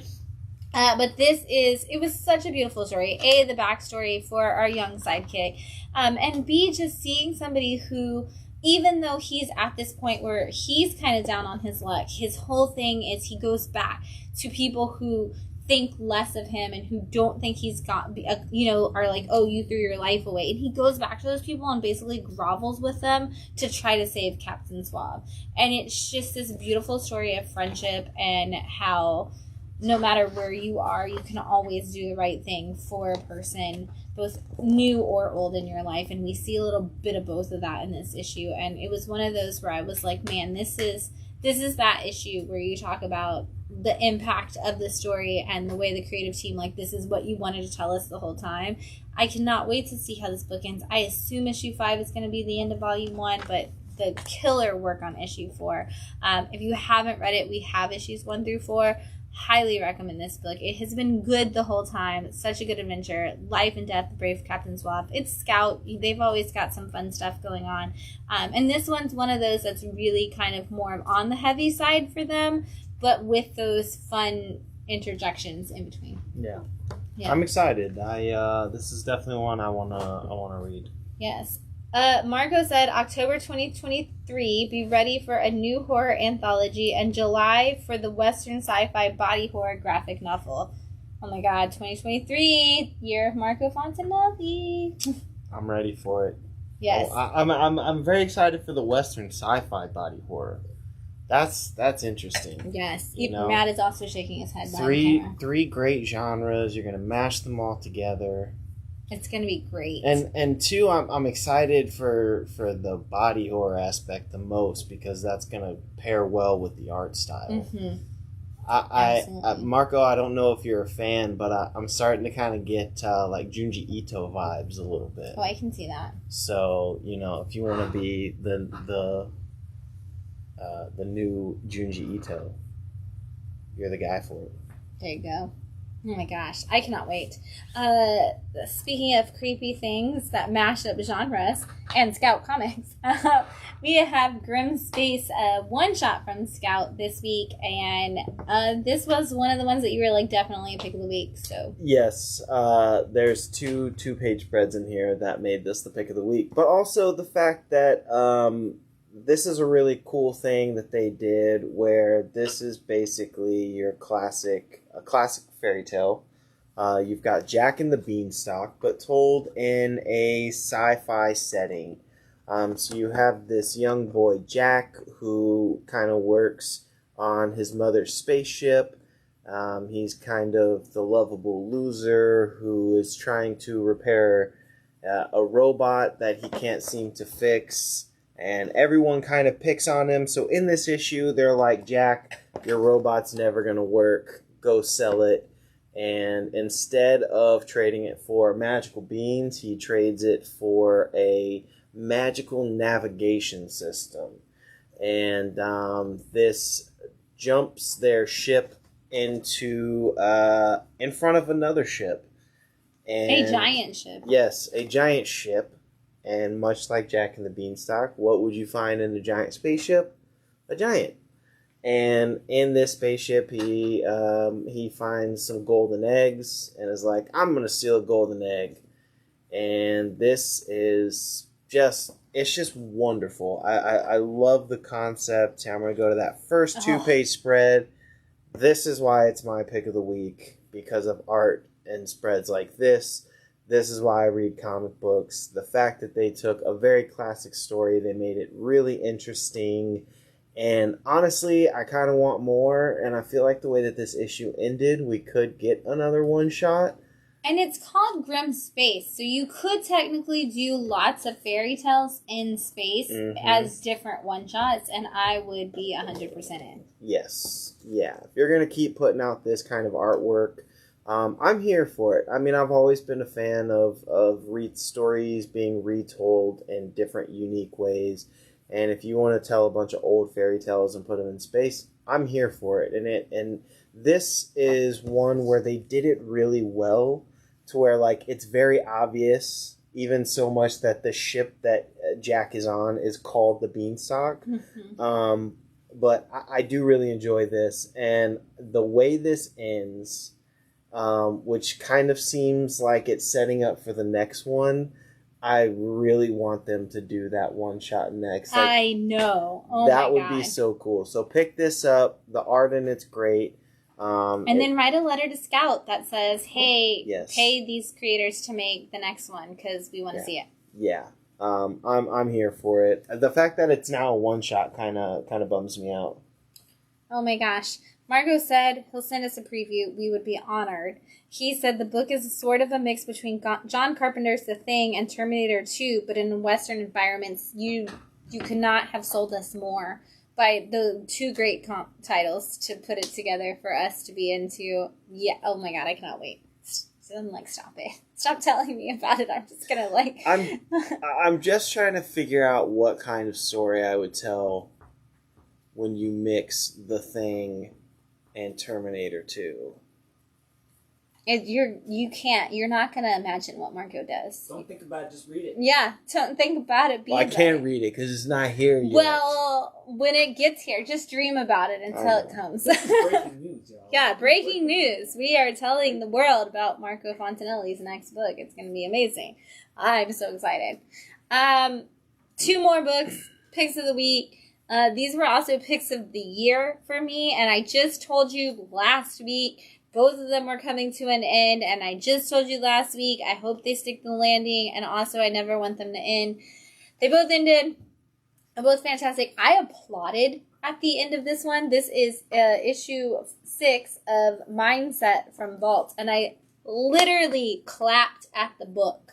I was that person who put the book down and then applauded because it was so good. This is the story of a young man who in college figures out that like he's going to fail a class if he doesn't do this certain experiment that is supposed to help, and he's an engineering student. So he goes in and basically discovers how mind control works and is like, hey, we can break away everybody from social media and all of the influencing that happens to them with this program. And so he gets together like the TA and a couple of his friends, and you kind of get a social network story where they like build their programming and then they suddenly get too big too fast and people are trying to buy it from them and they're all kind of like fighting and stuff. And the whole story is taking place. He's telling the story basically to the cops or to somebody of that nature who he's like, some people died, some things happened. I don't really know where we went wrong. Here's the story of how this happened. And the thing is that they created mind control. So the other thing that is basically happening is them kind of like, oh, well, so-and-so wants to use mind control for this reason. And maybe I was being mind controlled by them. And you always have that mistrust of who was controlling who. And like, it's like blending Antitrust, the Ryan Phillippe movie, with The Social Network, where you're like, oh, like, I'm the good guy. No, I'm the bad guy. Like, who knows what's happening? It's just so well done. And then in this issue, we wrap it all up in a way where, kind of like that first time you saw Ocean's 11 and they wrap it up and you're like, whoa, all of those things happen. But I knew I saw this one and I saw this one, I saw this one, but I missed that one. And like you're sitting there kind of like pointing to the ones you got and realizing you missed stuff, and then realizing that they wanted you to miss stuff. But like you're like, could I go back and watch it again and maybe see that like little piece of it that I missed? This had that moment where I was like, oh, I knew it, and then he keeps talking, and I'm like, I did not know it, and then it's like, oh no, oh my gosh, oh my god, and like your mind is blown by the end. Great job. Honestly, favorite thing Zach Kaplan has done. This is fantastic. If you didn't read it, you know, grab it in single issues if you want. I honestly love that I read it in single issue because it did have that perfect cliffhanger at the end of every issue where I was like, oh my god, what's gonna happen next? And I feel like reading it in trade is gonna be fun because you'll get the whole thing at one time, but you're not gonna have that experience of like, oh my god, where you sit there for a month and you wonder what happened. So I'm almost like, buy it in single issues and like read it and then take a day off and then go back just so you have to stress about it, because it is such an overthinker of a book, and that's the point. That I feel like even if you buy it in trade, however you read this book, like take a break between issue points because you're supposed to overthink it. Overthinking it is the key to this book. It's one of those, like, you know, like you do with Oscar movies and things like that, where you sit there and you dissect it and you talk about it and then you're like, oh, I didn't even catch that. This is one of those books that's meant to be talked about in pieces like that. Read it, enjoy it, love it, fantastic, hands down, my favorite Vault thing of the day. Just of the day. Well, I don't know. Vault has a lot of really good books. I hate to say. I mean, Autumnal is obviously always my favorite. That's why I asked. But it was so good. I love it. My favorite non-horror Vault book. Okay. And then lastly, for Picks of the Week, from IDW's original imprint, this is issue 5 of Crashing. Another one, like I said, that made my picks of the year.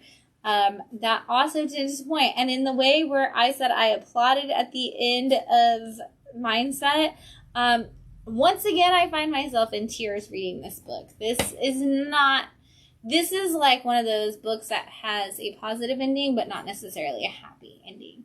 And if you haven't read Crashing yet, is the story of a woman who is a doctor who works in the ER, and in issue 1, she ends up working on some superheroes, which nobody wants to do in this society. They're kind of trying to pass laws that superheroes can't get the same health care as everybody else. And this particular doctor also happens to be an addict. She's recovering at the beginning of issue 1, but not for long. And this book kind of deals with her addiction, not only to drugs, but her addiction to having to be the one to save people. And I talk about issue 3 all the time because it does mirror her addiction to her relationship with her husband, who is actually the person who is pushing forward the law to stop superheroes from getting healthcare, and her desire to help people. But issue 4 is actually the crashing of it all. Which usually, you know, that's our issue 3 in a 5-part series where it's like, oh, you build up to it and then it like kind of starts to crumble. Issue 4, she really, really crashes hard. Everything hits that fan. And we find out that like no matter how much you want to do the right thing, you're not always going to do that. And this book goes to a lot of places where a lot of books would have backed off.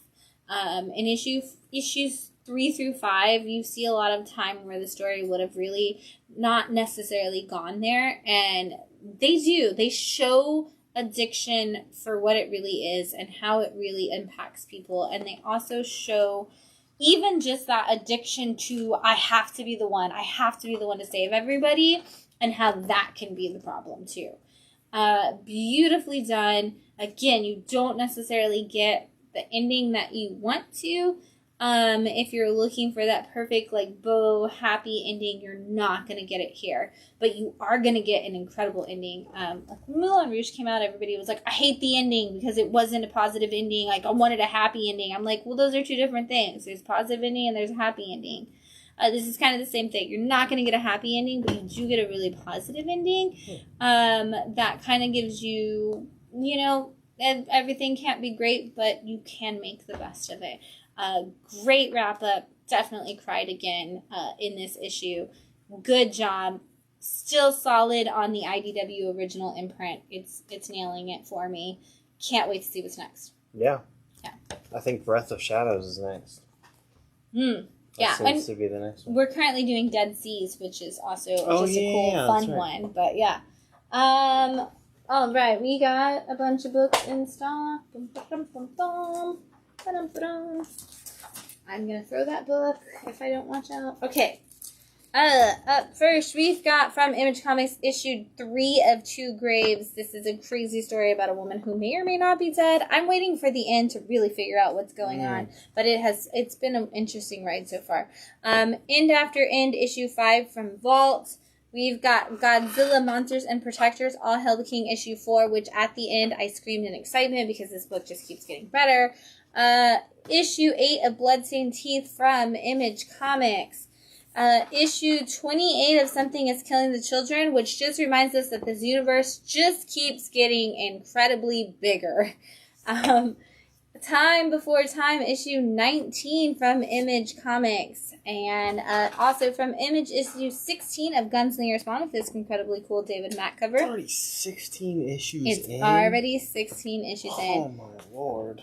I mean, it was the year of the ice storm when they announced that all of those were coming. So that was early spring 2021? Yeah, it just seems like... Yeah, it's been 2 years now, almost. February 2021 was the ice storm. So, and that was like, hey, next month all this is happening. So, and we had a new Spawn Unwanted Violence, come out this month as well. Mike Del Mundo on the art. Interesting. Issue 1 of Coming Home. This was veterans telling their stories of their mental health, and the money does go towards veteran services, which is great. Issue 795 of Wonder Woman is out. These are going to be all your big 2 books right here. Wolverine issue 29 is out this week. Legion of X issue 9. I love the colors on that cover. Issue 18 of X-Men out this week. Issue 3 of Tiger Division. Issue 7 of The Mandalorian. This is kind of your retelling of the Mandalorian movie. Star Wars Darth Vader issue 30. Savage Avengers issue 9. Moon Knight issue 19. Moon Knight is also getting one of the Murder World one-shots coming out pretty soon, so super cool. If you're a Moon Knight fan, the covers on it are amazing. I ordered it today. They have some cool Moon Knight covers. The cover B on that one is so cool. Monica Rambeau Photon issue 2. I just need more Monica Rambeau, so I'm glad she's got her own series again. Issue 790 of The Flash with this super cool cover. And you had something you wanted to say about The Flash last week. And I was putting together like top artists and writers, and Jeremy Adams, who is writing Flash, he was kind of on my list of top writers just because the Joshua Williamson run is probably one of my top favorite Flash runs of all time. It's so good, the things that he does with that character. And I stopped for a while because I was like, no one's going to top this. Why would I even go? And I wouldn't say Jeremy Adams has topped it, but he has definitely continued making Flash probably one of, if not my favorite DC book that is out right now. So yeah, definitely pick it up. It's been great. Is it Wally or Barry? It's Barry. It's Barry. It's okay. always Barry. Always. I know you're a Barry fan. I just have to ask. No, I'm a Wally fan. You are a Wally fan. That's true. You like to wear your hat sideways, right? Yes. I do prefer Wally over Barry, though. That's true. You're the only non-Gen Xer, or like it's like Gen X and Gen Z really like Wally. Usually Gen like Y and millennials go back to Barry, and you're one of the few millennials that I know who is a Wally over Barry person. Really? Mm-hmm. Interesting. Human Target issue 10 is out this week. Captain America Symbol of Truth number 9. This is the Sam Wilson Captain America story. Danger Street issue 2 is out this week. You can borrow it. I know you need to read it. Lady Cop is back in comics. Shoot, I've been reading. I just read issue 1 today. It's I so haven't read good. issue 2 yet, but It's issue so 1 was really good. Yeah. I was like, if I bring issue 2 to Phil, he's going to only talk about this book, so we'll talk about it after. Daredevil issue 7. This is the second Chip Zdarsky run on Daredevil. Avengers War Across Time is out this week. This is Batman Urban Legends 23. I thought this was going to be a mini-series that didn't last for very long, but here we are, 23 issues in of Batman Urban Legends. Crazy. And I hear there's still some really great one-shots mixed with some great stories ongoing in there. Man. Black Panther issue 13. This was also the week that had a lot of the homage covers for Marvel, and a lot of them looked exactly the same as the original, like the Daredevil one. The Spider-Man homage cover was the homage to the first appearance of Kingpin, and I honestly can't really tell you what the difference was between the original and the new one. I Am Batman issue 17 out this week. Batman Incorporated issue 4. Carnage issue 9. This is that Ram V Carnage, and I feel like we're not seeing as many Ram V books as I want to see right now. So I'm almost about to start reading Carnage just to see more Ram V. He's doing Carnage and sometimes Venom, because it's back and forth Venom. between him and Al Ewing. Mm-hmm. Yeah, can I just say that current Venom run? Fantastic. Oh my god. I love the back and forth between the two characters, like Dylan on Earth and then Eddie Brock in space. It's and whatever they're building towards with that, it's gonna be fantastic. Blade Runner 2099. This is issue 2, 3. Where are we at now? 2033. 2. We're not even in 20. Are we? Yeah, we're in 2039 now. Just kidding. Yeah. We're in a different year. So it's gone backwards. Or I just used 2099 because you were just talking about Venom and Yeah, Spider-Man. that's probably what it is. Billionaire Island Cult of Dogs from Ahoy Comics is out on issue 3 of this. That is the second volume of Billionaire Island. Dark Web, Mary Jane and Black Cat issue 2 is out this week. Rick and Morty versus Cthulhu issue 2 from Oni Press out this week. And Wild Cats issue 3 is out again this week. And that's Matthew Rosenberg writing Wildcats. I know. It's bizarre. Also, thank you, Matthew Rosenberg, for the Christmas card. We got a Christmas card from Matthew Rosenberg and Ashcan Press. It's super cool. It's like a what's the furthest place from here themed Christmas card. So thank you, Matthew. We appreciate it. Is that still going? Yeah. Dang. Yeah, it is. And we actually got one of the record editions for our person who... we only got one, and we have somebody who is like prepaid for a bunch of them, and slowly they will get them. Lazarus Planet Alpha issue 1. This is Lazarus Planet is the big event going on at DC right now, and I'm really excited about this cover specifically because they did say that it is kind of that Monkey Prince is going to play a huge role in the resetting of the DC universe, and I'm excited to see how, because that book started out as such a like, oh, this is just a kid having fun, like telling fart jokes kind of thing, and now he is the only person who can save the entirety of the DC universe, and the whole thing hinges on him. Very excited to see that and how that is going to go. Yeah, and it's cool too because it's Mark Waid and Jin Luen Yang both writing the event. And you know, they are like we've seen, I believe we're getting a lot closer to the release of the American Born Chinese TV show. And I'm very excited about that. Speaking of Jean Luen Yang, I cannot wait to see that TV show. It's going to be fantastic. If you've never read American Born Chinese, it is one of the most amazing graphic novels. Please pick it up. It's just an incredible book. Highly, highly recommend. It's great. You can share it with kids. You should share it with kids. Or maybe your kids should share it with you because they've actually probably read it. But read it. Phenomenal story, and get ready because Disney Plus will be bringing you a graphic novel or a TV show based on it. So we've got some trades. Can I have some more wine before we get there? I do not. Oh, Matt's got it. He's hoarding it. To the bottle. Wine dragon over here. Well, while he's doing that, guess what? Volume 2, Yeah. Ginny Zero. Tell them what it is. A badass chick fighting kaijus. And being one herself, essentially. She's like an Ultraman. Yeah, she's an Ultraman, and she's great because she's like the lovable loser. She likes to get drunk and party, and doesn't really want to take on any of the responsibilities that are thrown her way. But she's just so good at it. She's one of those characters that from issue 1, I was like, everything Ginny Zero. Keep publishing this book. Don't ever stop. More volumes, please. It's only going to get better and better. So true. And a rare sighting of a trade paperback from Dark Horse. I know.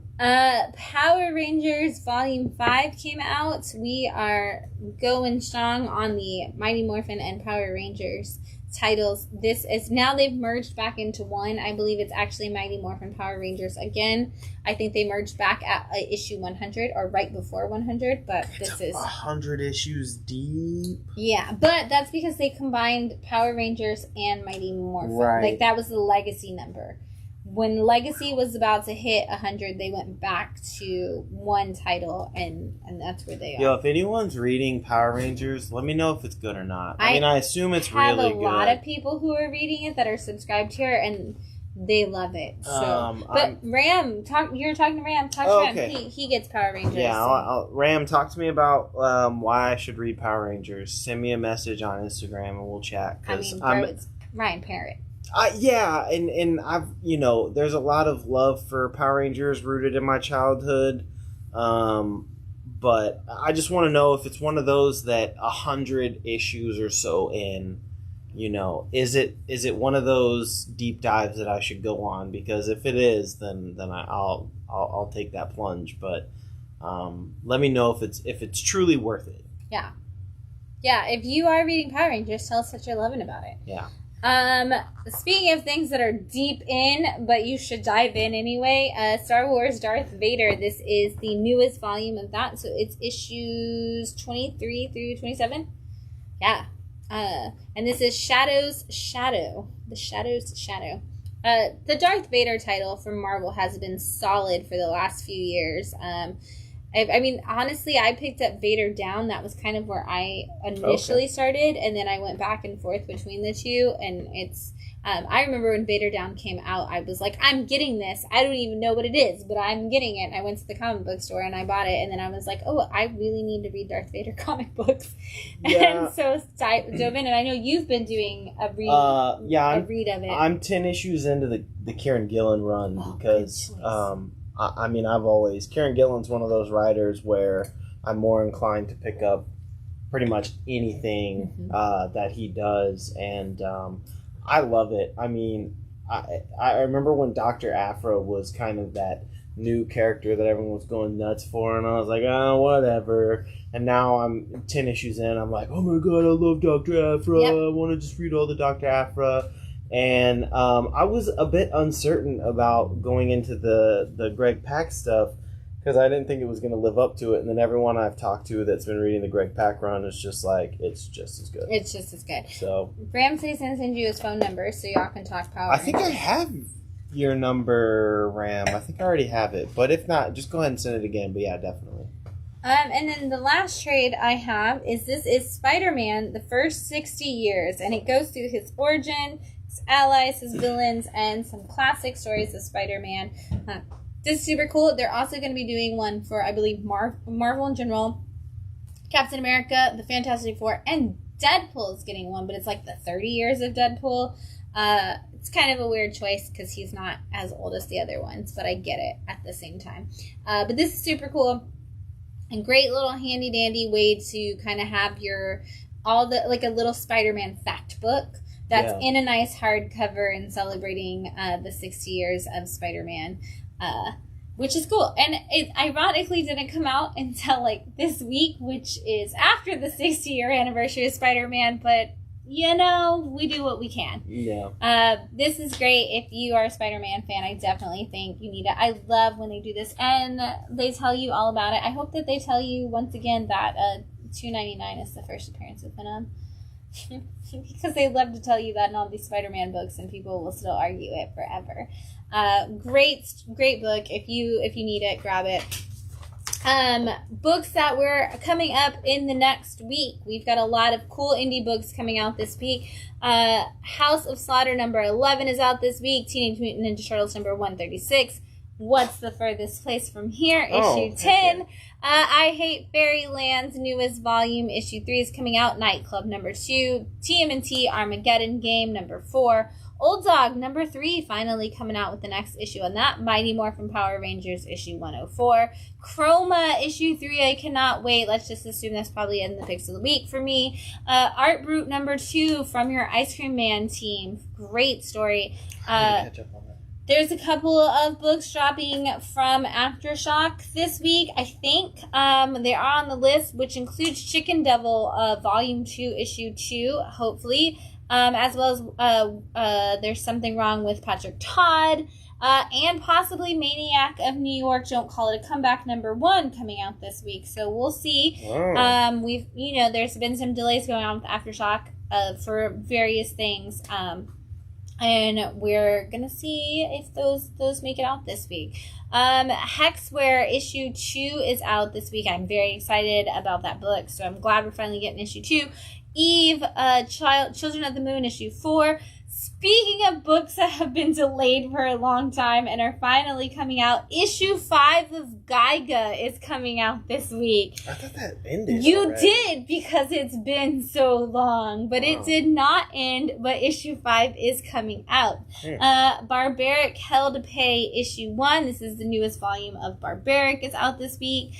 Immortal Sergeant, issue 1 from Image is coming out. This is basically a buddy cop story about your favorite, the grizzled cop who is about to retire, who gets a break in his case and has to go on it on his last day on the job, but he takes his anxiety-ridden son with him on the case, and you get your buddy cop story that way.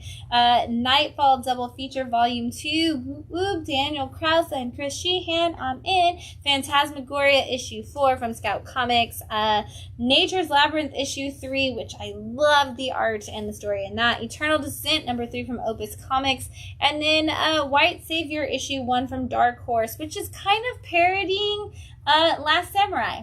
It's about a white samurai a white man who shows up to a samurai world to save the day, and he isn't. I'm very excited to see how this goes, especially because it's Dark Horse, so it's going to be completely fine with taking it as far as they need to go with the tongue-in-cheekness of it all.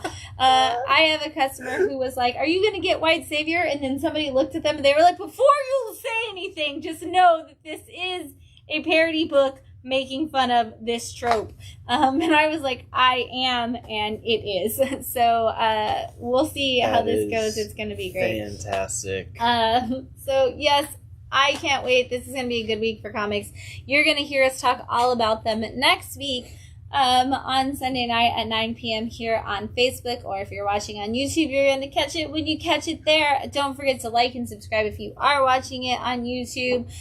We will see you in the shop on Wednesday, hopefully to talk about all these books all week long. I'm excited. Don't forget, next Saturday is our comic workshop. So if you've got kids under the age of 18 who want to learn how to make their own comics, we've got free comic creation workshop next weekend on Saturday at 11:30. Sunday we will be at the Punk Rock Flea Market. I lost my flyer, but we will be at the Punk Rock Flea Market next Sunday from 12 to 6 at Maskerade. The store will still be open. Matt will be here. I will be there. Come see me, come see Matt. It's great because you can do both at the same time because it's just across the street. It'll be a lot of fun. Definitely check out the market. And while you're checking things out, don't forget to stop by Mysterium. Make sure I don't have that upside down. Over in downtown Sarasota. Say hi to Nick while you're there. If it's a Sunday night, you'll see our lovely faces on the TVs. You can take your Bat City receipt over there Monday through Thursday and save 20% off of your escape room experience. If you go see Nick at Mysterium and do one of the escape rooms there, you can bring your receipt over to us and save 10% off of your purchase here any day of the week. It's going to be awesome. I'm telling you, we need like a Bat City day at Mysterium. There's so many great and wonderful things coming up. It's going to be an awesome couple of weeks. I'm really excited. I do want to do a shout out to the Bradenton River Library for having me there earlier this last week on Monday for their teen workshop. We'll be there again this week for story time on Wednesday, and then back on Thursday for a tween workshop. So if you've got the younger kids who want to come out, it's going to be a lot of fun. There's a lot. I'm always like, there's so much. There's even more. And there's great new comics. We're going to be talking about them all week long in the shop. We'll talk about them again next Sunday night at 9 for Wind Down Your Weekend. Until then, we're going to enjoy this delicious Pinot Noir. Have a good week. Happy reading, everyone.